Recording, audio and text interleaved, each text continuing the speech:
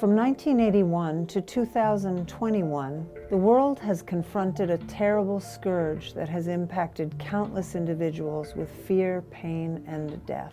This is the story of the earliest successful treatment for AIDS. If the mainstream scientific community had paid attention, tens of thousands of lives may have been saved. These are the voices revealing the pain, profit, and politics of AIDS.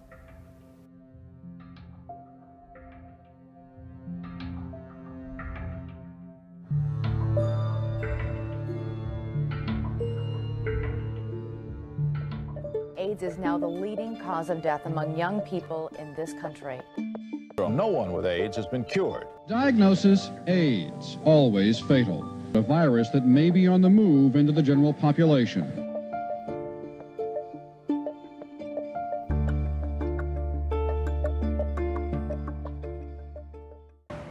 We're all scared to death. We'd like to know what the hell we're supposed to do here. You know, what should we do? Should we stay home and lock ourselves back in the closet? Or, you know, what should we do? You can understand the fear when you realize that almost everyone here has lost someone close to him. I lost my best friend. Did you? 4 years ago. He died of pneumocystis pneumonia. And I watched him die. I watched him just right in front of me, just disintegrate. I saw no less than 8 people completely reverse AIDS. I had never seen this in the medical community in the hospital. We had good results, very good results. In fact, there were some patients that they were absolutely convert from positive to negative. When something this life-saving happens, you'd think that all of the media, especially the pharmaceutical industry, would be very interested to hear what we were doing to help people heal. And these people, according to the records, had seroconverted, had no traces of AIDS or no traces of the HIV virus in their system, which was remarkable. All the medical care that we gave, including supplements, ozone therapy, chiropractic, all the care that was given for free, pro bono. They did ozone, they did vitamin C drips. We cleansed their system as much as possible. We did stress reduction. And there are a few people that serum converted. They were completely in remission, and then we continued testing them, and they were completely cured. So in my professional opinion, as a healthcare worker, I think this is a crime against humanity. They continue to pour billions of dollars into toxic orthodoxy approaches, and they're preventing other people from healing because of their own greed. Most of the patients treated at the time was with AZT, a very strong antiviral and very, very toxic. People hoped that AZT therapy would help, but the side effects were often extreme, and lives on average were only prolonged for a year. We did not prescribe any antiretroviral drugs. They were all very sick with AIDS-related symptoms, and it was wonderful to watch all their viral loads come down and their health improve week after week until we finally seroconverted them. The chronic conditions that go along with AIDS, Kaposi's sarcoma, pneumocystic carini, horrible disease, thrush, and all the gut biome issues that happen with these patients. I watched them slowly but surely reverse. We saw all the viral loads come down, the T-cell counts returned to normal. They got on the protocols, they followed the protocols with all natural approaches, not one chemical, not one drug. And I watched all of them completely reverse. HIV positive switched to HIV negative. They became healthy human beings from being at death's door. We had all this information available, and that the news media refused to publish this, where this therapy could have saved countless lives. And there we were with all of these lab results that showed that these people reversed AIDS. And here's the catch. No one in the medical profession was interested in seeing these results. Hundreds of billions of dollars have been spent on our war against AIDS. The medical industry has focused on antiretroviral drugs to combat the HIV virus. All efforts to develop a vaccine have failed. Ignored and forgotten during the AIDS crisis is a heroic struggle by a small group of physicians, nurses, and healthcare professionals who succeeded in treating 1,200 patients with advanced AIDS. Relying on protocols developed by Dr. Kary Mullis at Manhattan's Tri-State Healing Center, none of these patients died from the virus. 18 of these patients reversed all of their AIDS-related conditions, regained full health, and converted to HIV negative. In other words, the HIV virus was no longer present in their bodies. Had I not seen the lab results with my own eyes, I probably would not have believed that something like this was possible. At the Tri-State Healing Center, for many, many years, we were able to treat, along with board-certified physicians, nurses, and registered dietitians, many, many different medical problems, including over 1,000 AIDS-related patients with various symptoms. I've had many people try to challenge me with what I'm about to share with you. Because the time that I was a nurse, both on hands and as a manager, I work with many patients with all different types of illnesses, both terminal and chronic. And one of the most important ones were the patients that had AIDS. Now, this was during the 80s, during the big AIDS epidemic. And during that time, AIDS was a death sentence. So people would come in with fear and anxiety, and we'd treat them. We treated them with the only drug we had at the time that was fast-tracked at the time, and that was AZT. And for the most part, I have never, ever, during my time at the hospital, seen anyone either survive AIDS or come to any kind of shade of health. And then I found out about the Tri-State Healing Center in New York City. I was very curious because they talk about very non-invasive natural approaches to chronic diseases. And actually I was very skeptical because coming from conventional medicine, from the orthodox indoctrination, I wouldn't have thought that something like that was possible. I apologize for not revealing my name, face, and full identity. I'm merely following the precautionary principle. However, what I will share has been fully documented and verified by multiple sources. It is the truth. For many years, I was part of a medical team at the Tri-State Healing Center on the Upper West Side of Manhattan. We were working with over 1,200 people who were diagnosed with full-blown AIDS. All of the services we provided to these patients was free of charge. When they arrived at the center, most of these individuals had serious adverse health conditions typical of AIDS symptoms. When we first began with these AIDS patients in this comprehensive program, we would have weekly meetings with the entire group headed by Dr. Mullis, and we reviewed all the cases. We did regular blood workups on the patients, monitoring their T-cell counts, their CD counts, as well as their viral load from the HIV virus. We saw all the viral loads come down, the T-cell counts returned to normal, and eventually we had our first breakthrough after 16 months with our first seroconversion from HIV positive to HIV negative. Instead, Dr. Kary Mullis created drug-free treatment protocols. Our medical staff also offered a limited number of 8 patients to follow a more advanced protocol. This required them to come to the clinic 5 days a week for approximately 16 months. And following that time, we had 7 more patients who seroconverted, and none of these patients were well when they first came in, so we did it the easy way. They were all very sick with various symptoms, AIDS-related symptoms. We decided that we would open the doors and allow physicians of all types to come in and see the work that we were doing and observe the benefits that all these patients were receiving during the course of this protocol and the time we were doing this.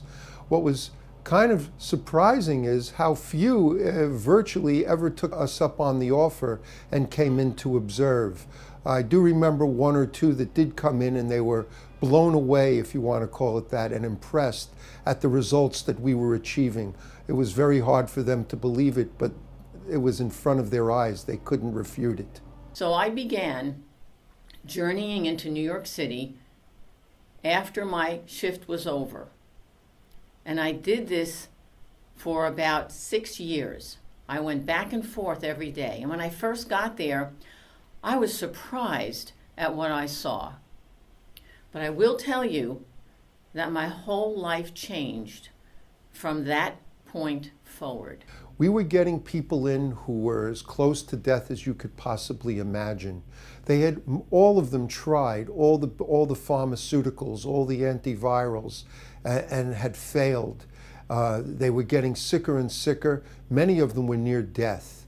It generally took about a year for their underlying conditions to be resolved, and then another 6 months for their immune systems, including T-cell counts and other immune markers, to return to normal.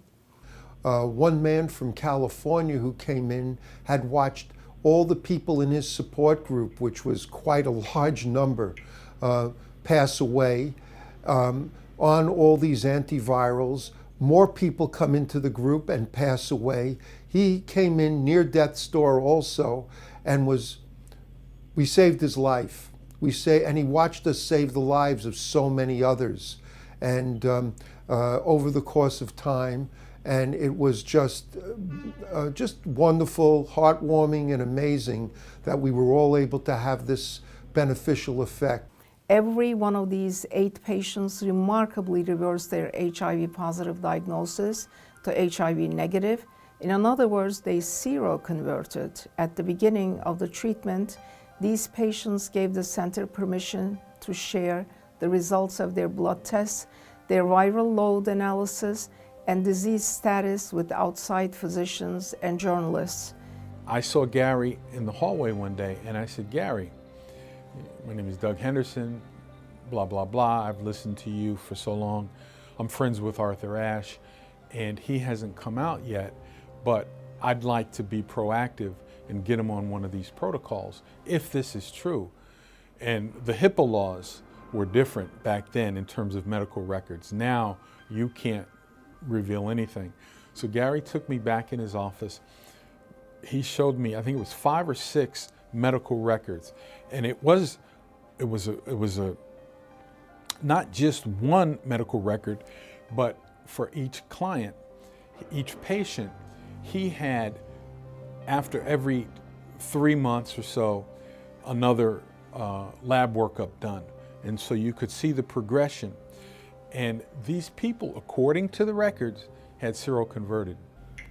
A large group of our patients came from the African American community with AIDS, and we were helping them, and it was so wonderful that they came back. They went back out to their community, and they started to spread the word.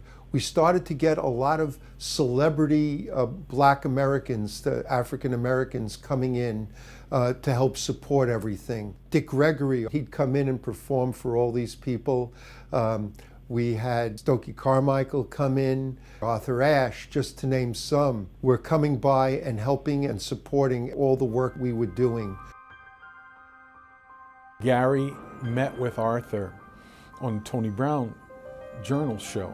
It was just Tony Brown and Gary, and they invited Arthur down, and they had this discussion.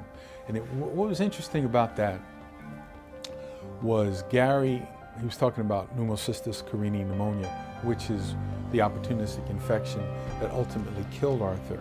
And he and Dr. Robert Cathcart from California, no patient that they had died from pneumocystis carinii pneumonia. It was kind of sad to me that Arthur, in my opinion, wouldn't have died from that if he had been on this protocol. Now, fast forward Gary, it was a 3-day appearance at the Apollo Theater. And Gary was one of the presenters there. Arthur was there. And I remember Gary calling me afterwards saying, Arthur has gotten cachexic, meaning, he was always a thin person, but he had lost even more weight. And he said, if he doesn't do something, he's going to be dead in 6 weeks. 6 weeks later, Arthur died.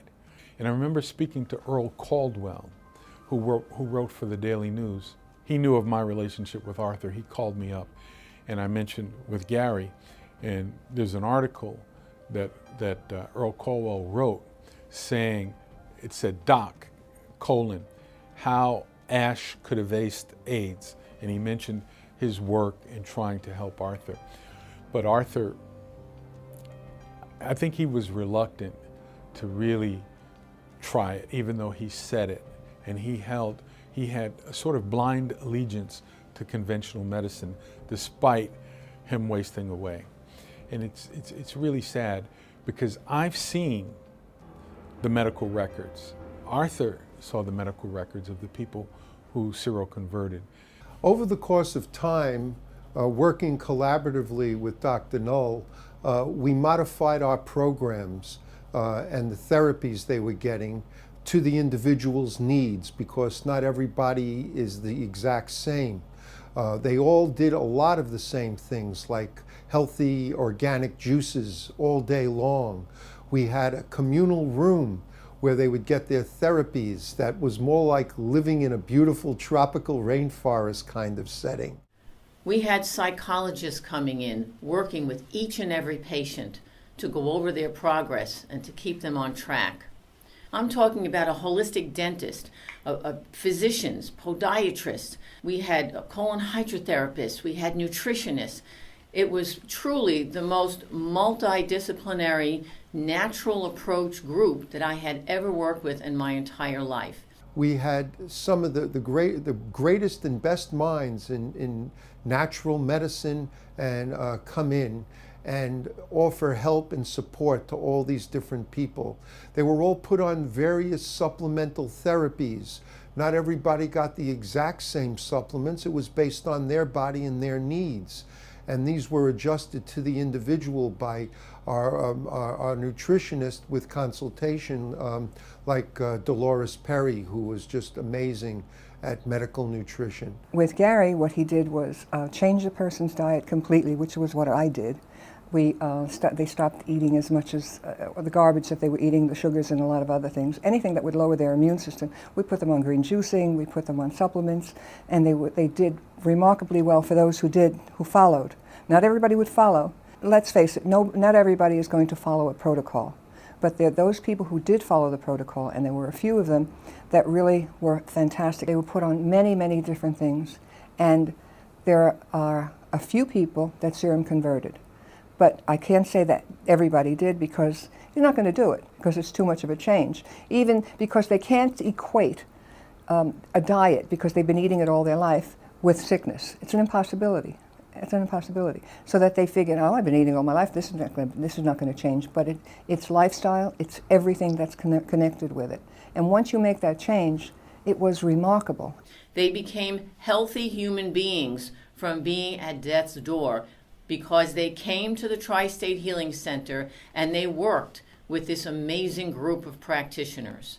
They got intravenous vitamin C in very high doses, as much as 200,000 milligram vitamin C drips, along with intravenous ozone therapy, which I was involved in. Intravenous with what we call major autohemotherapy, where we take out blood, ozonate it, and put it back in, and then eventually direct intravenous ozone therapy, where we would push the oxygen and ozone gas directly in.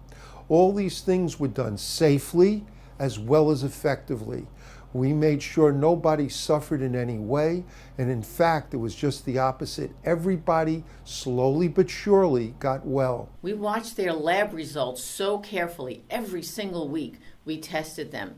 Why? Because Dr. Knoll told us we cannot use anecdotal information. We need to have hard facts. The word got out to the medical community, and we started to get on occasion doctors from around the United States coming in to see the work that we were doing, such as Dr. Linus Pauling. We had a physician, a very famous physician from the West Coast, Dr. Cathcart, who was intrigued with what Gary was doing. And for 2 weeks straight, he came every morning at 9 o'clock, and he left at midnight when I closed the center. And he took all of the protocols back to the West Coast. He reported back to Dr. Null that his patients no longer were dying from any of the pneumocystic carini or Kaposi sarcoma. He said for the first time in his entire career, he saw these patients healing. And he was using high-dose intravenous vitamin C, biooxidative therapy, and most importantly, the lifestyle changes, giving people responsibility for their health and encouraging them and educating them on what it takes to really boost up and heal your immune system. He came in, watched what we were doing, started to use it on his patients, and started to see the reversal of Kaposi sarcoma and all the lung infections and all the other AIDS-related problems. So we were able to take and train doctors over time in our methods of medicine and protocols that we had collectively put together, and they got the same results. This proves that it wasn't just us, but that anybody with this training could get the same results as well. I worked for 50 years as a research scientist at the Institute of Applied Biology for cancer research, for immunology, and for degenerative diseases, including alcohol, drug addiction, etc. For 33 years, Dr. Kary Mullis was working in the laboratory in the research capacity with the group of researchers that we had at the time. His work was mainly in anti-aging medicine. He conducted more than 130 experiments at the time. Dr. Mullis presented his case that he was treating at the time at his healing center, and they were absolutely good results, especially in immune response of the patients. After doing all the tests that was at the time prevalent, he was discussing a lot with the doctors at the institute his approach of treating this disease. We set up a whole program at the Institute of Applied Biology where we apply Dr. Kary Mullis' approach of treatment. After 4 years of treating those patients with repeated blood analysis and everything else, we saw that 10 of those patients that he was working with, they were no more seropositive. They were completely in remission, and then we continued testing them, and they were completely cured.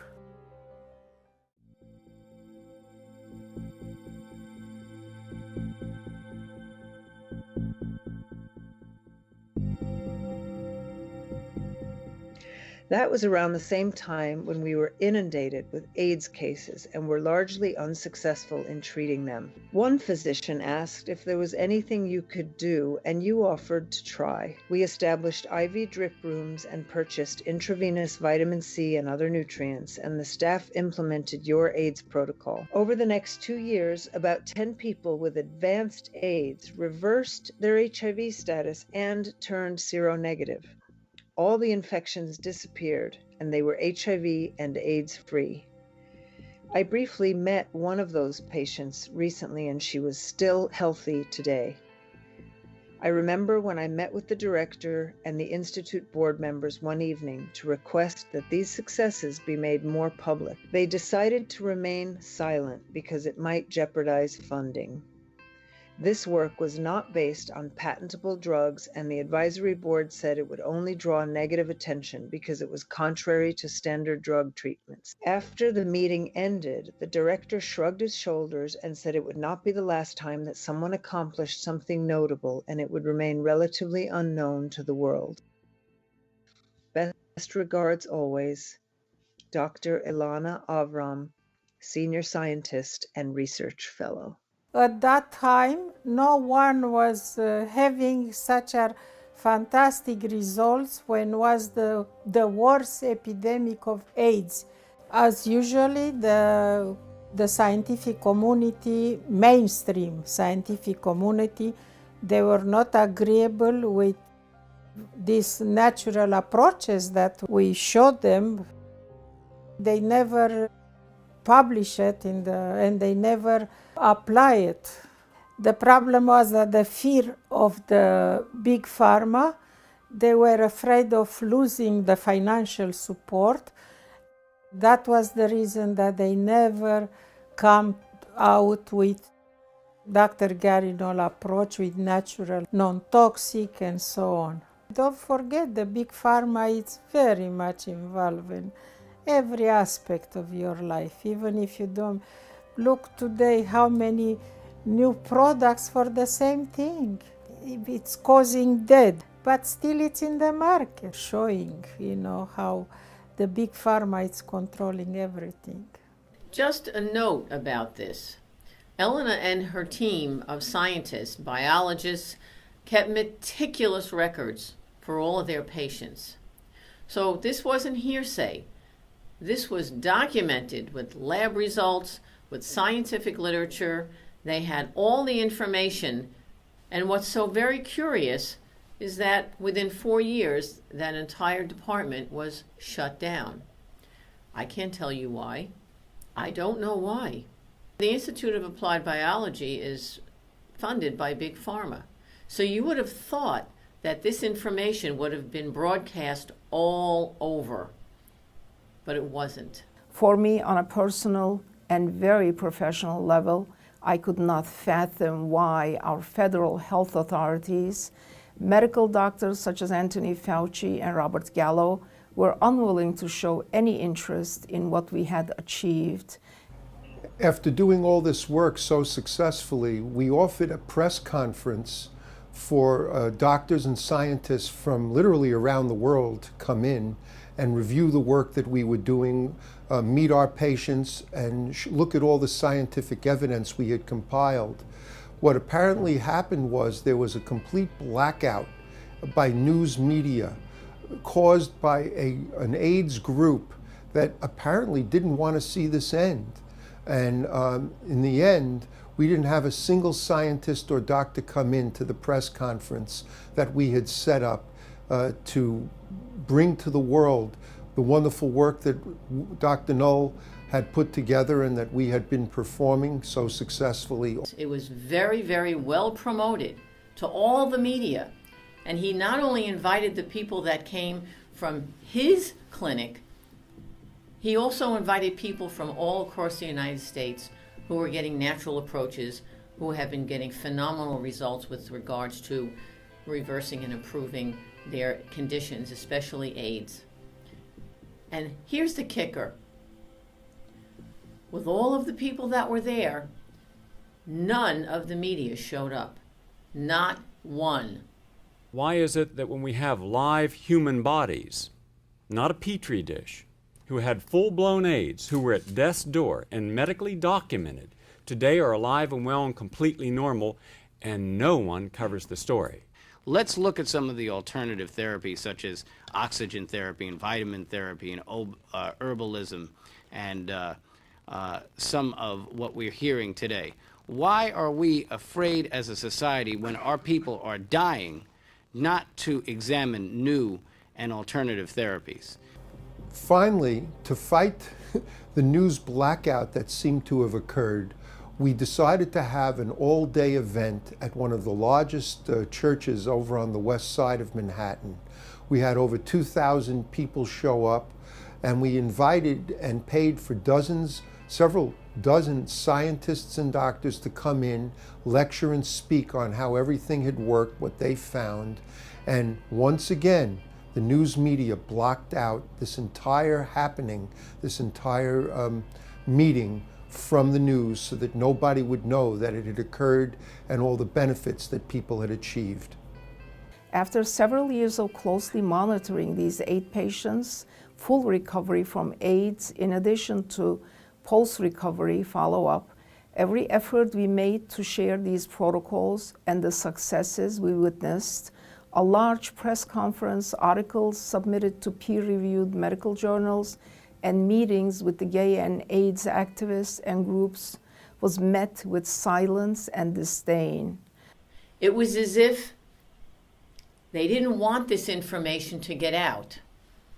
Now understand that our healthcare system, as we know it, is a corporation. It's a corporate model, and it's about generating revenue. My concern was that maybe they couldn't generate enough revenue from these natural approaches. We had all this information available, and that the news media refused to publish this. Bill Tatum, publisher of the Amsterdam News, along with Tony Brown from Tony Brown's Journal and other leading African-American news media, came in and started to review our work. They looked at everything very carefully, all the data, as well as interviewing all the patients, and saw the results that we were getting, proving independently that this was really being done and really being accomplished. While they reported it, for some reason, mainstream media never put the word out and never got the word out to everybody else where it could have done so much good. Kary Mullis, who says he can now offer evidence that people diagnosed with, quote, AIDS, who have turned to a non-toxic lifestyle, also return to good health.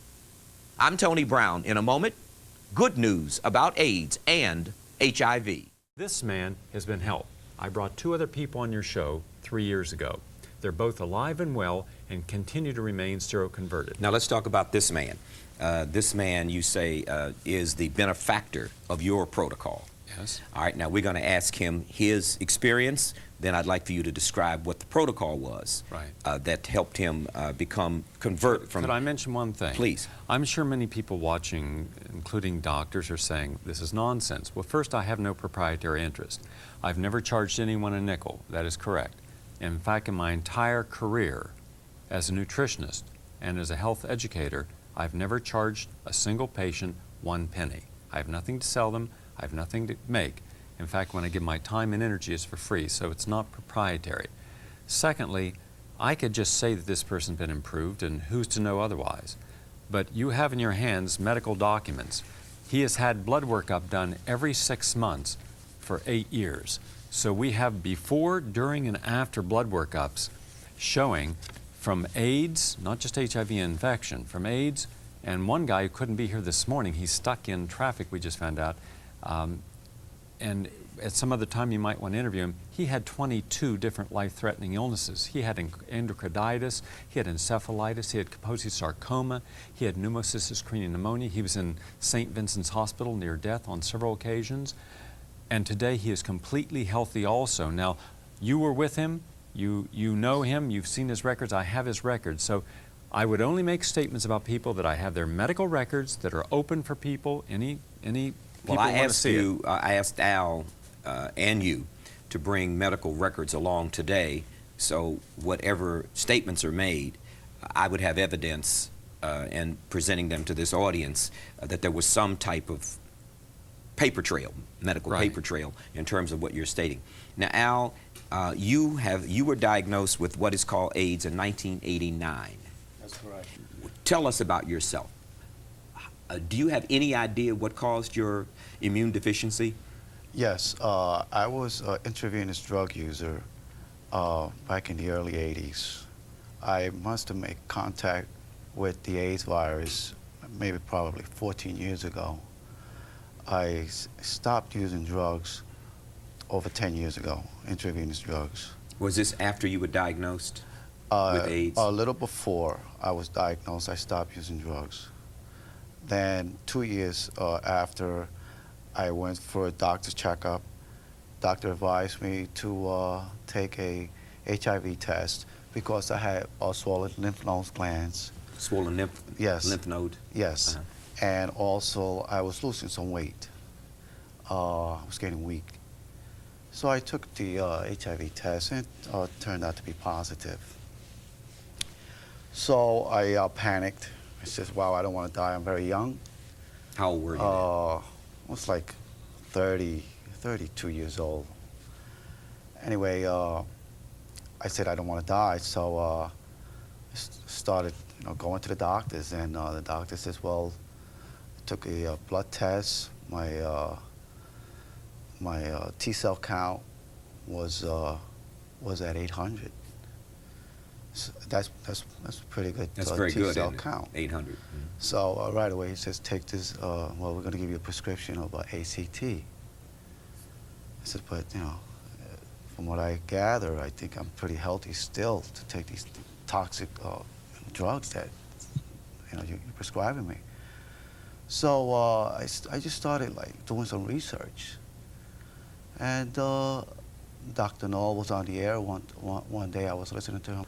There was so much information he was giving out as far as alternative approaches to AIDS and any other diseases we get. How long did you stay on AZT? Well, he did prescribe me the ACT drug, and I did take it for a week or two. So you didn't use it very long? No, I took it for a week or two because I started getting sick off of it. I started getting blurry vision, and my body was starting to change. I felt something taking over my system. Did you get your CD4 count, your blood count, after you took the AZT? No, this was before. But after you did take it, did yes. Did your blood count, did your count go down, CD4 count? Yes, it did. What did it go down to? As a matter of fact, it went down to 600 then. Went from 800 to 600. Yeah. In a short period of time? In a short period of time. So I just didn't feel good. It just didn't. My body I was being drawn. So anyway, I put the drug and just put it in the garbage can. I just didn't want to take that. Now, after you got with Dr. Null, and you then got involved in his program using his protocol? Yes. Now, what happened to you health-wise after you got involved in his program? Well, right after I started doing his protocol, my lymph nodes went down. Now they're completely normal. They're down. I don't feel anything. I had them for years. How long have they been down? 4 years. 4 years? 4 years, yeah. And how long did it take after you started the program with Dr. Null before they went down? It took me about a good 6 to 8 months. Mm-hmm. I started detoxifying my system, and I just improved my health. I gained weight, for one, and I feel great right now. Now, these are medical records you brought with you today. That's right. You have 12 copies of my medical records there. What do these medical records Well, one prove? is a PCR test. PCR test indicates the viral low level, HIV viral low level. It's negative. What does that mean? That means that there is no HIV virus in my system. It's out. They can't detect it in a blood test. There are many tests that he's taken. It's not just one test. I ask individuals to test when they're at this level almost every 2 to 3 months for at least a year. And the reason I do this is because other physicians and public health officials should know that there's good science in the alternative perspective. And it may not be a therapy that they're familiar with because they're just not trained in it. But if the results are positive and you can document them and you have good medical blood workups, I mean, the blood workups are done at all the standard labs, and the physicians are all board certified physicians who are actually overseeing and administering the actual therapy, then either they say yes or no. But I went one step further. 2 years ago, I decided to get all the patients I could find in the country, not just ones I've helped, but any doctor's help. So I called over 600 physicians, and I asked them, do you have any patients that you've treated using alternative non-toxic therapies for AIDS? And many did. And I had a press conference in New York City We had the scientists, the physicians, and the patients with their medical records, all of which had been pre-reviewed to make sure they met the criteria of having had AIDS, not just HIV infection, but AIDS, and had made major progress, not necessarily to the degree of this man, and others where they've actually seroconverted, meaning you cannot find, not only can you not find any HIV in his body now, you can't find antibodies. On our last program on the subject of AIDS, we talked with Steve Atkins, a former HIV positive patient who, according to health department records, has converted to negative. He was introduced to us by nutritionist journalist Kary Mullis, who was instrumental in Atkins' AIDS treatment. And once again this morning, we're joined by Mr. Mullis and a HIV positive couple who want to keep their true identities a secret, so we're going to call them Joan and Jack. And later, we'll be joined by Michael Eldner. He's the head of a group called HEAL, a group set up to help AIDS patients. Welcome. Thank Kary. you, Bill. The last time we were here, of course, we had Mr. Atkins on, and he showed his record, and things sort of just popped loose since then. We've been getting a lot of phone calls. But before we get into this interview with our other guest today, I'd like to get your view of the latest breakthrough, the headlines in the papers this week. What breakthrough? I mean, we're not in the ice ages. This is an embarrassment. And unfortunately, this is exactly the kind of propaganda that the media has allowed to perpetuate as if this is the most exciting thing happening. Why didn't the media cover the story that ozone in vitro, same test tube, kills the AIDS virus? Linus Pauling's Institute of Virology showed that vitamin C can kill the AIDS virus, the glutathione. There are many, many different things that have been shown to do this.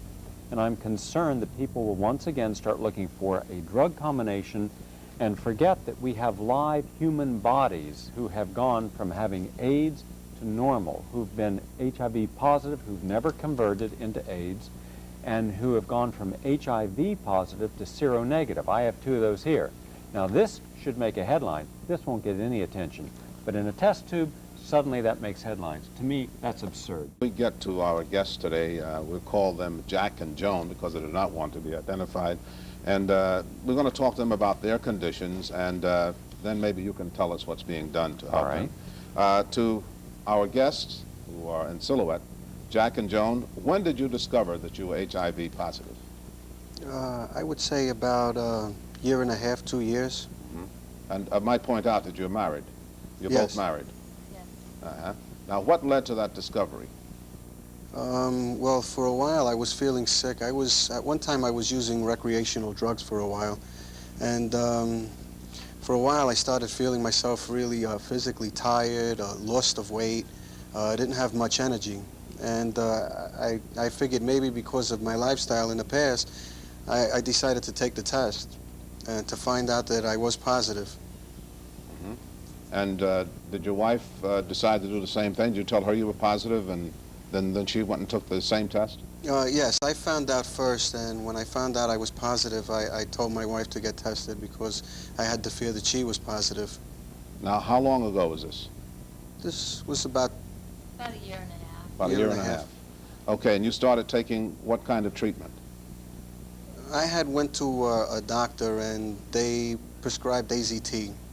And I was on AZT for approximately 6 weeks, and I didn't feel much of a change. In fact, I was still tired. I still had the weight loss. I was hearing a lot of negative things about it, as well as feeling negative things about it. And I had attended a seminar and decided to get off the AZT, and I took a nutritional route. And I just made a big change in my diet. Big change in my diet, big change in my lifestyle. I had cut out a lot of things, and it seemed to help a lot. I started feeling a lot better. Now, what's the prognosis for both of you today?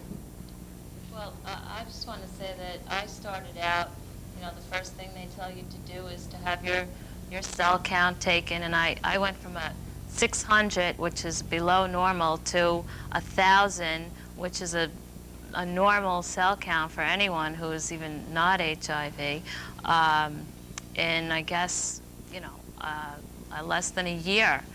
I too, we went to Gary's seminar and cut out everything as far as anything that would be bad for you: sugar, caffeine, drinking, smoking, I even stay away from passive smoke. We just follow a very, very healthy diet, and I can honestly say I feel in well health. And my husband went from having like no T cells to a very positive test now that I guess Gary will explain to you that it's not active at all. Yes, I think we'll turn to the most Mr. important Yes, thing you here have is this. record here. This is a test from Roche Biomedical Laboratories, which is division of Hoffman Roche. Turn it around a little bit This is an official blood chemistry test. This shows that, and here's what's important, and this is why we're not talking about a test tube and stopping a virus in a test tube. These are live human beings. Their physician, using a holistic protocol, and this is a regular Orthodox doctor, in a year, this person went from HIV positive active virus to P24 antigen test negative, HIV antibody positive. That means the HIV to have no antigen 24 means you have no active HIV active in the body. All you have is the antibody. Now, that means this person has made substantial improvement. And this should be getting some attention because it shows, and this is not the only person, there are many people like this. That would be the question. People say, well, sometimes, you know, these things happen in isolation, so to speak. Let me find this. You have physicians watching right now. Any physician treating a patient with AZT and DDI and DDC, please send me any results where you have someone who tested positive using standard tests for HIV P24 antigen positive, who after using those therapies, after a year, tested negative, and also has no active viral titers and no opportunistic disease. I'd be very interested in seeing that because I haven't found any, but I found many who've taken the different approach. Is that your experience? Okay. Yes, my experience is with tens of thousands of people. The reason our group focuses on alternative approaches is that people doing the best are using them. Across the board, without exception, the people who are following the advice of the media and the advice of the medical establishment are dead or dying. Our group has repeatedly seen over and over again the people who are living with AIDS and those at risk who are staying healthy are using alternative treatments to AZT, DDI, and DDC. Now for someone, you know, there's a lot of fraud going on out here. So a lot of people quackery. a lot of quackery. A lot of quackery. And we don't want to get people involved in any kind of quackery. Right. We want to deal with absolute proof. And therefore, we will have you back again to continue this. What's important is that you have to differentiate those alternative therapies that have a scientific basis for healing and helping and those that do not, that are purely anecdotal. Michael's group, I don't treat and I don't diagnose. I merely investigate and try to see what works and what doesn't work. And at least they can go for support sessions to Michael's group, they're not selling anything. It's a nonprofit group that helps people who are HIV positive, helps them understand what options are available. As members of the Fifth Estate, the press has been invested with the public trust and has an obligation to report the truth. Has the media been lax in its responsibility to fairly report all aspects, all views of the HIV/AIDS challenge? As journalists, there is a big responsibility. You need to consider how you cover a story, how you have been gathering information, the reliability of your sources. There is a need to see both sides of an issue impartially. Unfortunately, all too often, journalists are hampered by the thought of losing their jobs or simply not being published because of the controversial nature of their findings. I certainly do believe that the media has a responsibility also. And that responsibility is to report fairly on all of the latest breakthroughs in whatever it may be it health, be it technologies, that the media has that responsibility. Every journalist who tackled it in every medium found themselves targeted, eliminated, if not driven from the profession permanently. Some only got very stern warnings. Many, when they got that first warning, that first tap on the shoulder, simply never touched it again. It was considered absolutely radioactive. It was cancer to your career, and they were very clear about this. And the truth is that if you're a journalist who says, I'm going to report the truth in today's market where a few very powerful people control the media outlets in most countries, you'll lose your job. Anyone who tries to venture into this field of trying to report fairly and accurately all sides of the story will immediately be pushed out onto the margins and told that they're being irresponsible and that they are trying to support people whose views are just not credible and they're nutters. And so the journalists themselves will then become treated as nutters and as rogues. And so they begin to lose their credibility. And so it's a very brave journalist who puts forward any of these views, because immediately he's in danger of having his whole journalistic career discredited. If this is Eastern Europe metaphor, you're in East Berlin and you're not getting out, and you're never really going to work. You're not going to be hired at the such and such. Your children are never going to be accepted at university. It really, it's that totalitarian reach that they have. It's not just that your article is going to be decried or not published or protested against. It's going to filter out into every facet of your life, and it's not going to stop. It's not going to stop. It goes on and on and on. And eventually, in my case anyway, what happens is you kind of internalize the contract. You internalize the contract and you accept that many opportunities, career opportunities and so forth, are off limits to you because you sinned in this church, this virus church. And it is a, I'm not going to call it a religion, I will call it a cult. One of the best defenses of the AIDS establishment is telling you that it's far too complex for you to understand. You can't possibly understand it. Don't try, just trust us. And that has been very successful so far. At some point in time, and I hope it's not in the too distant future, we will be looking back on AIDS and saying, how could we have been bamboozled for so long? How come nobody spoke up? One of the things I found very surprising is the degree to which journalists, science journalists, have just followed the medical industry line and not seriously challenged it to a large extent. All around it was this bizarre war about who was allowed to say what about what might help people with the syndrome. And people were so attacked and blocked and demonized for that, that most people just backed off. We have had great difficulty with a fairly short paper based entirely on data in the UK and USA, all verifiable, all factual. And coming from an immense and well-validated database in both countries. We cannot get that published. It's only 4,000 words. We cannot get it published. We sent it to the BMJ, the Lancet, the New England Journal of Medicine, the Journal of the Royal Society of Medicine, and we've discussed it in other quarters, and they will not only not publish it, they will not give reasons for not publishing it, and they did not subject it to peer review. A tragedy, a disgrace. It's been almost complete.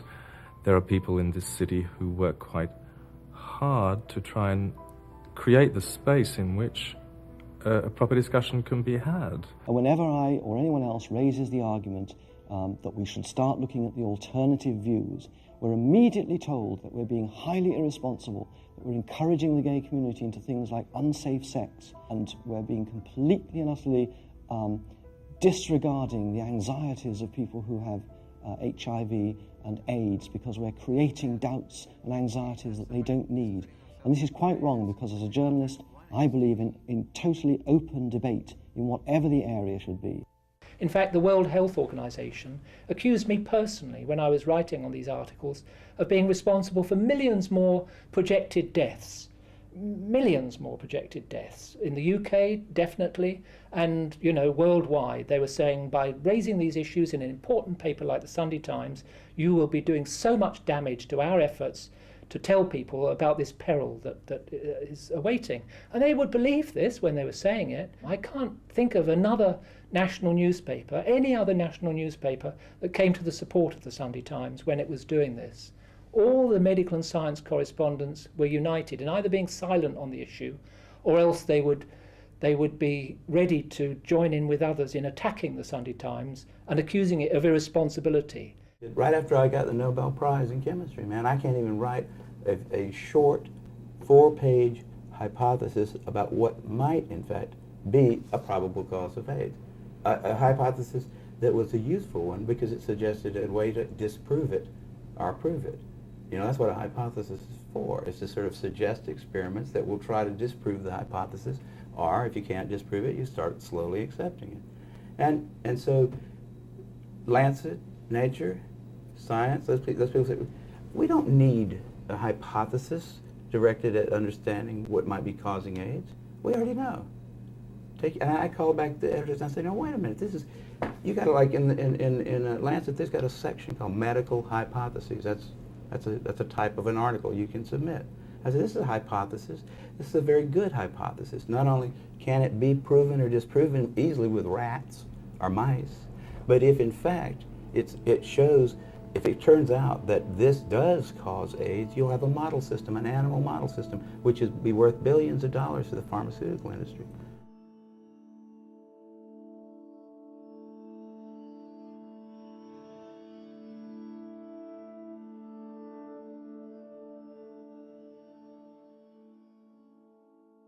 AZT was approved under very shady circumstances in the late 1980s by the FDA with no safety and no efficacy data. They did it anyway. I read all the documents that I obtained from the FDA and wrote an article about it in 1989 called Sins of Omission. So many members of the gay community, most of which were the people getting AIDS, were entwined with the entire concept of needing AZT. Now, AZT has a litany of side effects. In fact, it weakens the immune system even more. And when you have AIDS, your immune system is already broken. It was a drug that was lying around at the National Cancer Institute, an old chemotherapeutic agent that was shelved in the early 1960s because it was considered too toxic for human use. Too toxic as a chemotherapeutic agent in the early 60s, is now pulled out of the drawer and revamped for a syndrome of immune suppression. So this is what I would call psychotic medicine. What happened was they chose it. It was just like this darling chemical. They just chose it. And then everybody started to rally behind it, that it showed promise, that it showed early, and the activists got wind of it and they wanted it approved quickly. Why all of these people got behind one of the most toxic chemicals ever administered for human use is a complete mystery. I don't know how many of the people who have died, so-called of AIDS, have actually died of AZT. Because it certainly would wreck your immune system to take that stuff for a few years. It's like if you started taking any other chemotherapeutic agent for the rest of your life, it would be that agent probably that killed you. You know, when you give chemotherapy to somebody with cancer, you give them a round of it for maybe 14 days or a few days. Hopefully you're not going to kill the patient, you're going to kill the cancer. The patient's going to survive. But you don't keep giving it to him until he dies, because he certainly will. And AZT is just like those things. It's a little more lethal than most of the anti-cancer things that people take for that. According to a presentation at the AIDS conference in Barcelona in 2002, and a scientific study published in the Journal of Acquired Immune Deficiency Syndrome, December 2003, more HIV positives were dying from organ failure as a side effect from the HIV drugs than dying from AIDS. As I understand it, Burroughs Wellcome saw very early on that they could make a move into a new market. You can hardly blame them. That's what capitalism is. It's an ever-expanding market, isn't it? And Of course, in this country, along with Professor Robin Weiss, they developed one of the first antibody tests, which gave them an open door to sell the drugs to the people who tested positive on their test. Burroughs Wellcome and all of the other drug companies are making millions and millions of dollars off these drugs. The new protease inhibitors that are out there right now, they require you, in most cases, to take other antiviral drugs with the protease inhibitors. In other words, you just don't take the protease inhibitors, you take the AZT and the DDI or the DDC, combination of all these drugs. The drug companies are making a fortune. What they look for is surrogate markers. Now, have you heard that term battered about? Surrogate markers means, well, it doesn't seem to do anything for the disease, but it does every now and then do something for the level of CD4 cells that we measure, or it does something for this or that. Not that anybody really knows whether you want more or less CD4 cells at any particular time in your life. A lot of diseases cause CD4 to go up. A lot of diseases cause it to go down. Nobody's even sure if a CD4 cell is always a CD4 cell. I've met hundreds of patients, I've interviewed them. T cells, 1, 0, 30, 80, perfectly healthy people, and they just go on like that. T cells, I don't think they have any idea what T cells are. Just it's a marker on the cell at the time that they do this little counting procedure, which is to stick a fluorescent tag on there and say the ones that light up have CD4 on the outside. And we don't really know what those cells do. The immune system is incredibly complicated. And the immunologists' brains are not nearly complicated enough to deal with it. We have these little, there are theories all over the place, but no real competent immunologist would tell you that CD4 levels was a surrogate marker for anything until we know more about it. But that's what they're using. That's what the FDA is saying, yeah. You don't have to show that it helps them. These protease inhibitors, the same thing. You don't have to show that it helps the patient. You don't have to show a single life saved. All you have to do is show some little clinical indicator has changed in a way that somebody is hoping is going to make you better. And according to the largest and longest scientific study of heart, highly active antiretroviral therapy, the drugs being given today are even more dangerous and offer no increase in longevity than those given in 1996. Having created and marketed the HIV story, the US government scientists, Fauci, Gallo, who were primarily responsible for doing this, they needed a drug to go with it because gay men at that Washington AIDS conference, they were demanding, I remember the demonstrators there saying, give us the drugs now. They were really afraid, and they really felt that drugs were the answer. And once it was approved, tragically, the first dose, which was chosen at random, was so high it could kill a horse. It was 1,800 milligrams of this incredibly toxic chemical. And that early dose just killed people like flies. They were dropping like flies. They were that emaciated, discolored, skeletal person sitting in the hospital bed gasping. That's an AZT victim.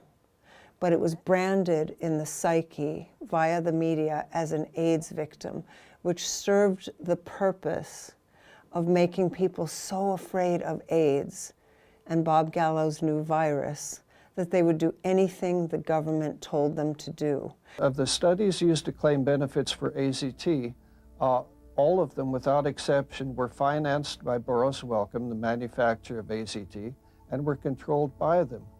And I would say, therefore, they are open to question simply on this basis alone. The few studies over which Burroughs Wellcome had no control, one of them being a study conducted in Paris by Durno and colleagues, found no benefits for AZT. And the Concord study, which took place between Britain and France, giving AZT to people who were asymptomatic, also found that there were no benefits to AZT. We see examples like the Concord study or the Veterans Administration study that say that these approved medicines only benefit the pharmaceutical companies and their stockholders. The phase 2 trials were the basis of the drugs being approved by the FDA for marketing in the United States, and also the basis for the drug being approved in 31 other countries. There were all sorts of irregularities. Actual cheating took place in at least one of the centers. And on top of that, the investigators, the people working for the FDA used data which they knew were bad, and yet this study is still being used to claim that AZT extends life. AZT causes diarrhea. AZT causes muscle wasting. It causes a whole host of complications. AZT causes instant old age. How do you know which is the disease and which is the effect of the drug? One courageous activist whose voice has never been heard, but is nevertheless crucial for understanding the politics and corruption behind the AZT trials was Lynn Gannett. She was a field observer for the National Institutes of Health during the AZT trials conducted in Syracuse, New York. She discovered the protocols were improperly adhered to, the trials were not properly double-blinded, and she accused the federal agency of gross scientific misconduct.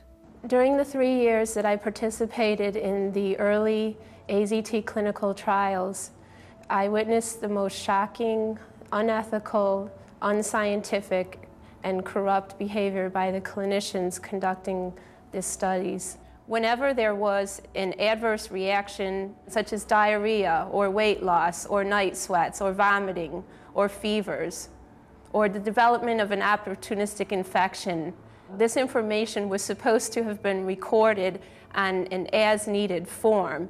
Often these things were not recorded. These are Gannett's notes that have never seen public eyes.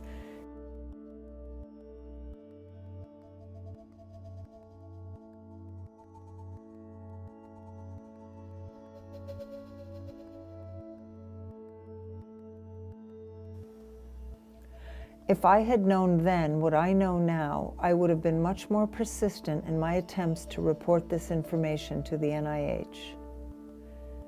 I did report this to the NIH, and they deliberately ignored my information. I have precise names, patient numbers, dates, lab values, memos, etc. I know that my information is accurate because I was so thorough and meticulous, not to mention honest, in my record keeping. For the NIH to knowingly ignore serious and credible documented reports of gross scientific misconduct coming from someone working on the inside of these trials, if that doesn't constitute scientific fraud, I don't know what does. All of this intentional blindness on the part of the NIH, the FDA, Burroughs Wellcome, etc., led to the unnecessary and unimaginable suffering of countless individuals, of both HIV-positive people and their loved ones, and the unnecessary deaths, in my view, of tens of thousands of people. Knowing what I know firsthand about AZT and knowing that it should never have received FDA approval under any circumstances, I was an eyewitness and later a whistleblower to gross negligence and fraud in the Phase 3 clinical trials of AZT, 1987 to 1990. I've been saying to people for years that AZT was never proven to be safe or effective. From the particular studies in which I was involved, it would have been impossible to prove anything. The data was such a mess. I now realize that AZT is a deadly poison. All AIDS drug trials since that time have been based on the same flawed model. The big difference is that now there is even less meaningful oversight and even more of an economic incentive for physicians to enroll patients. There were many patients who developed blood toxicities. There were many patients who experienced other symptoms of adverse reactions. Think of all the people who died from what we think was AIDS. Were those people, in fact, killed by AZT? AZT, which was clearly killing people, and even the orthodox side has admitted in subsequent years that AZT killed a lot of people. The estimate I've heard is upward of 300,000, mostly gay men, killed by AZT alone. They called it monotherapy. The way they got out of that, they had all these phrases that they invented for themselves. One of them was lessons learned. So you would see all these medical papers coming out, and it was lessons learned, and now we've moved on. Monotherapy was the lesson learned. Oh, not one drug, several, a cocktail. that we're going to have several drugs, and the mistake was to have one drug. No, the mistake was to have one of the most toxic drugs ever put into a capsule and given to humans. But it also acts in other ways. It acts in the mitochondria to lead to the oxidation of the mitochondrial DNA in ways which were not suspected. I'm thinking of the work of Miyazawa and Ozawa. It destroys mitochondrial function, and the mitochondria may be the secret to the degenerative diseases. The 1,200 milligram dose of AZT originally handed out to patients like candy, and they were desperate to take it, in 88 and 89 and 90 resulted in countless unnecessary deaths. This is proven beyond a doubt by the largest and longest study ever conducted of the drug AZT amongst asymptomatic people, that is, people who have HIV antibody but do not have symptoms yet. That was the Concord trial. And if you actually look up the Lancet publication of that trial, you find that the trial is divided into two groups of people. They're all healthy, they're all HIV positive. One, the group that gets a placebo, a dummy drug that does nothing, and the other group which gets the real thing without telling people. Follow them for 3 years. When you looked at the people who went on the drug right away, in that group of people, there were 169 deaths. In the group of people that waited until symptoms developed to take the drug, there were a scattering of deaths, 2 or 3. Now, I think that's pretty persuasive evidence that that drug is and was harmful. If you tested antibody positive for it, you had it, and you were going to die. When you were going to die was an expanding concept, but in the beginning they said it could be 6 months, it could be a year, which was fulfilled, by the way, by the AZT part of the story, because when people took AZT, they did indeed die in half a year or at most a year, especially at those early high doses. I've shown that the original drug trials, the phase 2 studies, were blatantly fraudulent, proving nothing. And yet it was the basis for the approval of AZT not only in the United States, but 30 other countries. The original research for AZT said that it killed infected cells at a rate 1,000 times greater than healthy cells. But there are now 4 papers after that original one, which is also a Gallo-Bolognese paper, this one, that shows that, in fact, AZT is quite democratic. It kills all cells equally at the same rate. And in fact, that means it kills healthy cells at a rate 1,000 times greater than they said it did. The question really is whether it should be considered criminal behavior on the part of people who have the public trust. You know, I mean, it is criminal behavior to set off a bomb in a federal building. Is it criminal behavior to start passing out poisons to people who have no real diagnosable diseases, to babies, for instance? Glaxo welcomes inserts to the physicians and the physician's desk reference, warns the doctors not to confuse the toxic effects of AZT with AIDS itself. AZT causes numerous AIDS-defining diseases. For example, AZT causes dementia, which is AIDS-defining, destroys the bone marrow, requiring life-saving blood transfusions of people that use AZT. This information you get from Glaxo Wellcome itself, the manufacturer. Protease inhibitors have few good actions. They are antibiotic, so if the patient has an infection, it's going to work in the infection. They are antiparasite. If the patient has a parasite, it's going to be good for it. If the patient has a fungal disease is going to work also as an antimycotic. But besides that, the protease inhibitors are antioxidant. So at the beginning or for a while, the protease inhibitors are going to do good. However, in the long run, when we give to a patient protease inhibitors, we are blocking the metabolism or proteins all over the body. So in the long run, the patient is going to die. And this is why nowadays the HIV/AIDS establishment is still repeating, there is no cure for AIDS, there is no cure for AIDS, there is not a single cure for AIDS.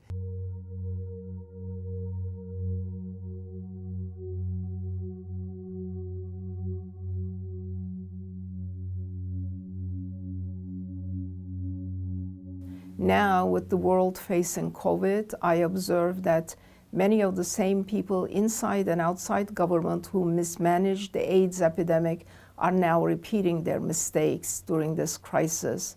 The irony is that they are using the same strategies almost 30 years later, control the narrative through the supplicant and obedient media, censor criticism of alternative opinions, and destroy the reputations of those who hold a different scientific view. What is especially alarming about the corruption, politics, and profiteering during the war on AIDS and the cost of immense human suffering and loss of life is that Anthony Fauci was one of its leading architects. The conventional medical establishment and mainstream media simply served as his echo chamber. For his efforts, Fauci was praised and heralded as a hero, and here is why we should be concerned.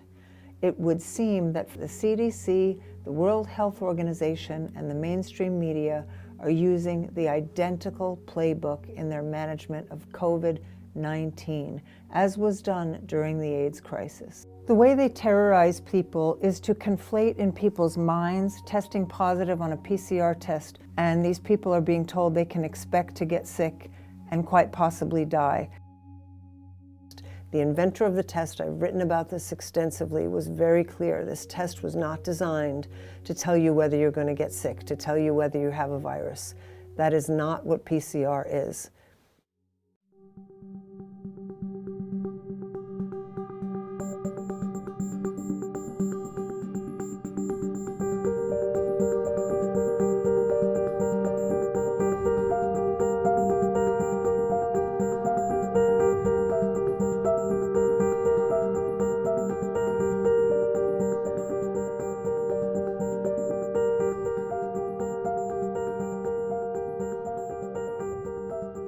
How do they misuse PCR to estimate all these supposed free viral RNAs that may or may not be there? I think misuse PCR is not quite. I don't think you can misuse PCR.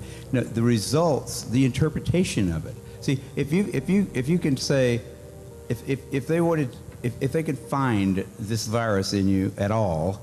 And with PCR, if you do it well, you can find almost anything in anybody. It starts making you believe in the sort of Buddhist notion that everything is contained in everything else, right? I mean, because if you can amplify one single molecule up to something that you can really measure, which PCR can do, then there's just very few molecules that you don't have at least one single one of them in your body, okay? So that could be thought of as a misuse of it, just to claim that it's meaningful. To test for that one and say that has any special meaning is what I think is the problem. Not that PCR has been misused. It's like, it's not an estimation. No, it's a really quantitative thing. It tells you something about nature and about what's there, but it allows you to take a very minuscule amount of anything and make it measurable, and then talk about it in meetings and stuff like it is important. See, that's not a misuse. That's just sort of a misinterpretation. Those tests are all based on things that are invisible, and the results are inferred in a sense. PCR is separate from that. It's just a process that's used to make a whole lot of something out of something. It was very interesting that they predicted approximately 1 million North Americans were infected in 1984, I think it was, and it stayed the same right on through 1996. That's not an epidemic. The number of cases reported went up epidemically, exponentially, because the number of tests that was done went up exponentially. I asked, the first time I ever saw one of these CDC graphs, it showed this thing going off the page. I went up after that and I said, how did you disentangle did you divide the number that you've got here by the number of tests that were done? I mean, can we believe that this line that you've drawn here about number of positive tests reported, is that really indicative of the spread of this virus? Is the virus is there being more of it? Or are there more tests? If you divide by the number of tests you do, you don't get any kind of a curve going up. It's just, how many doctors knew about HIV in 1983? 2. How many knew about it in 1985? Say 500. How many knew about it in 1986? 40,000. So that's where the curve came from. How many tests were done? Same thing. How many tests? They could have just said, how much money did we make off of HIV this year? and they could have plotted that, and it would have looked the same. You know, and they could have said it's an epidemic because we're making more and more money off of it every year.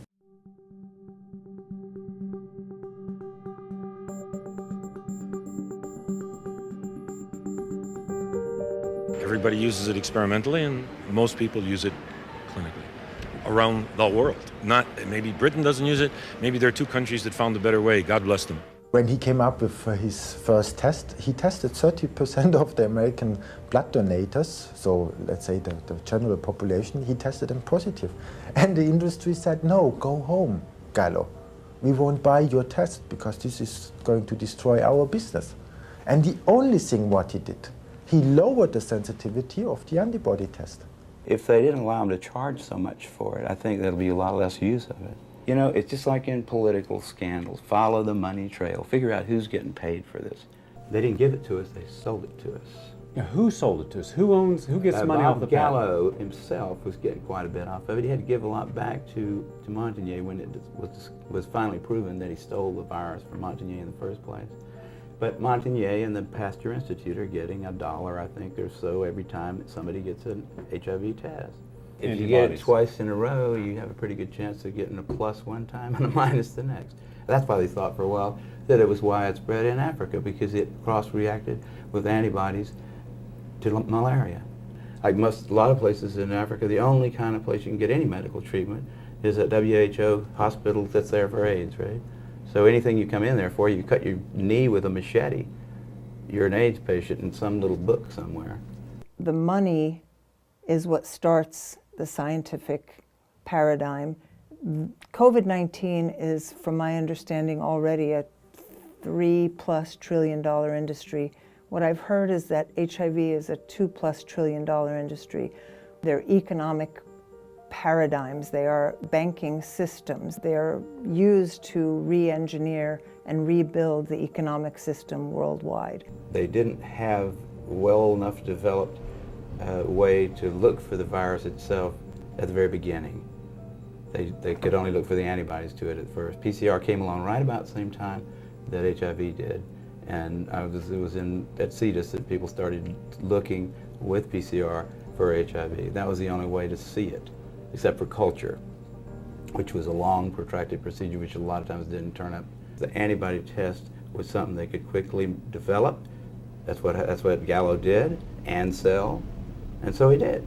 And he said, we're going to make a lot of money off this. Everybody in the world is going to have to take this test to find out who's going to die of the plague. So those guys up there on the top are just total administrative people, and they don't know anything about what's going on the bottom.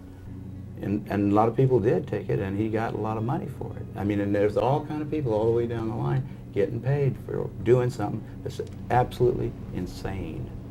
I mean, now, where is John Q. Public? You know, he's busy playing video games or something. He's just asleep at the wheel. The difference is that there are now tens of thousands of scientists who have signed the Great Barrington Declaration to challenge and question the competence of our federal health officials. The declaration represents leading medical professionals from many of the top institutions such as Oxford, Stanford, and Harvard universities.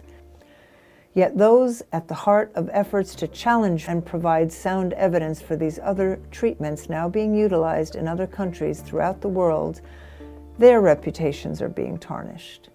The government and major Silicon Valley companies such as Google and Facebook are banning those who challenge control over the pandemic's narrative.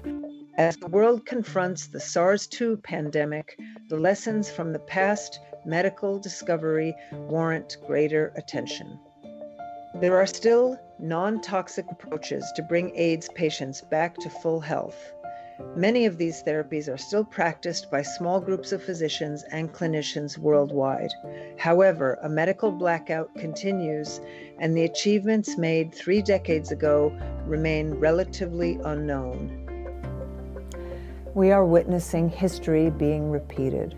For this reason, reviewing the past courageous doctors and public health experts, including Dr. Null, is necessary to identify the important lessons that need to be learned for today.